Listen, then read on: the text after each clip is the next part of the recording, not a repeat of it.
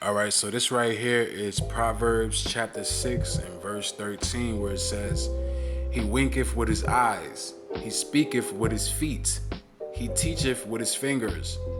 Frowardness is in his heart, he deviseth mischief continually, he soweth discord. That's just going into the element, the communicative element coming from the Masons and the Luciferians, where they let you know what they're aligned with by, their hand signs and the winking of the eyes, as well as the numerological bent. But going into the winking of the eyes is talking about the worship of the mother goddess or the sun, or the moon or the sun. The moon being for the mother and the sun being for the sun. S-U-N for the S-O-N. Going back to the people that rebelled against the Most High, that being Cush or Nimrod, particularly Nimrod and Semiramis. And those people, they were worshipped as mother and child in different regions, just when it comes to the understanding hermetically or esoterically, going back to ancient Kemet. So, like Christmas and whatnot, that's all based in the veneration of the mother and the son. And when you see these elements, it lets you know that they communicated to you on this level, because overtly, the surface level is not what the answer to, the problem is. It's not what, it's more than meets the eyes, what I'm saying. Like when you look at these events that take place on a surface level, that's more, it's more to it than that. You have to grasp things spiritually in order for you to get a better understanding of what's really going on. And the way that you do that is humbling yourself and understanding that, the scriptures is what gives you that ability. When you understand the scriptures, it's easy to understand what's going on. And even without the understanding of the scriptures, you should question certain things. You should look at certain things and say, wait, why is this being highlighted so much? But people don't know how to put two and two together, and it's so sad, man, because it's so stark. It's like ABCs when it comes to this stuff, man. It's not even a full-time job. It's crazy. Just for instance, this Damar Hamlin situation. On a surface level, you see this person collapsing and whatnot, and it's tragic. Okay, yeah. But then when you take into account the numerological significance, just based off of the redundancy of the highlight of these numbers when it comes to number 33 or number 3 or number 36 or number 32, I'm sure I'm missing other numbers. That lets you know that it's more than meets the eye when it comes to this story. And maybe the Buffalo Bills will win the Super Bowl. Because this started right in the beginning of 2023. This kicked off 2023. After this situation, you had news of many different celebrities dying from heart attacks and cardiac arrests. It's like, what? So what really happened to Damar Hamlin? What really happened to the brother? Because the reason why I asked that is because of the other elements that pretty much outweigh the surface. Like in the aftermath, you have the two talking heads coming together with the microphone that has the E backwards. You also have the two players coming together in Derwin James and Russell Wilson. They both wear number 3. The 33 element is everywhere. And I'm sure I missed certain things because I don't watch football, but just based off of what I'm covering and what I picked up, that's all you need.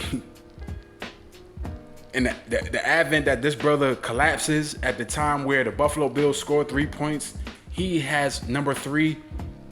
Then in the aftermath of that, you have the brother who wears number 33 with the last name Neal, who decided to stand up in the event that the rest of the team knelt. So this is how you know that they're communicating something to us, right? They go against the Bengals, who has the color orange. The color orange is associated with the number 33 because the number 33 represents enlightenment.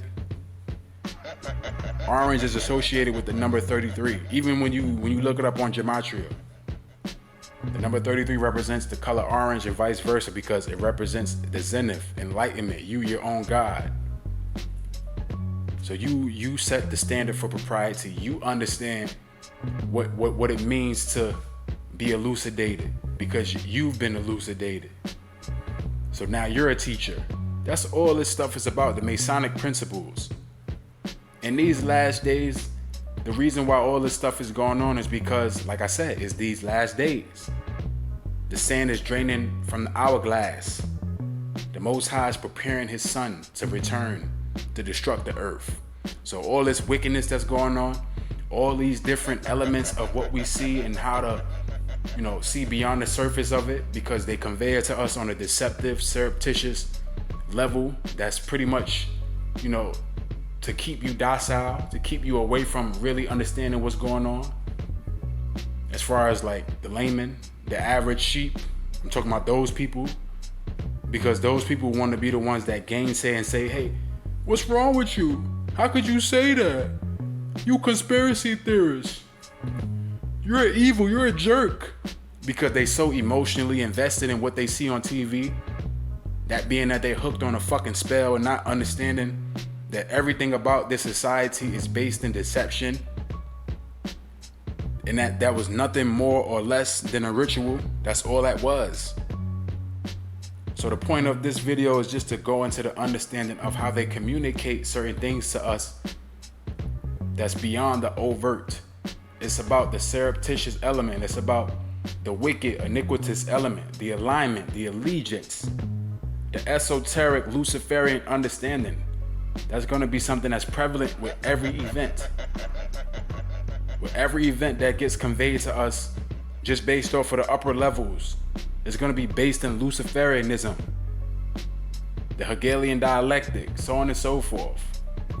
That's what it is. Like I said, after the situation with Damar Hamlin and the whole cardiac arrest situation, Lisa Marie, she passed away from cardiac arrest. This guy passed away from cardiac arrest. This guy passed away from cardiac arrest. Like, what? What's going on? So it's just one of those things where we got to maintain that spiritual eye. We got to maintain that inquisition in regards to always asking questions and just looking beyond what you see, because everything about this society is deceptive. So in these days, it's up to us to maintain that spiritual eye. Us, being the hopeful elect. Because obviously it's warfare out here. It's warfare out here, man. So we just gotta be prepared, and we gotta keep our understanding intact and maintain it.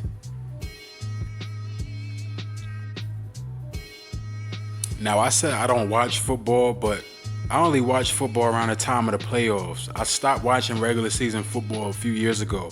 I only watch it around the time of the playoffs. And based off of that situation that took place with Mr. Damar Hamlin, that leads me to believe that the Buffalo Bills will be winning the Super Bowl this year. And they probably take down the Eagles in the Super Bowl. That's just my belief.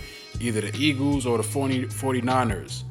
But this right here is an ancient depiction, or just a sculpturalized depiction of the Apis bull, aka Happy, who is pretty much the son of Hathor, going back to Osiris. This is what this represents: the bull or the buffalo. The Buffalo Bills, the Buffalo Bulls. The buffalo represents Baal. That's what the buffalo represents. Baal is another composition of Osiris or Nimrod.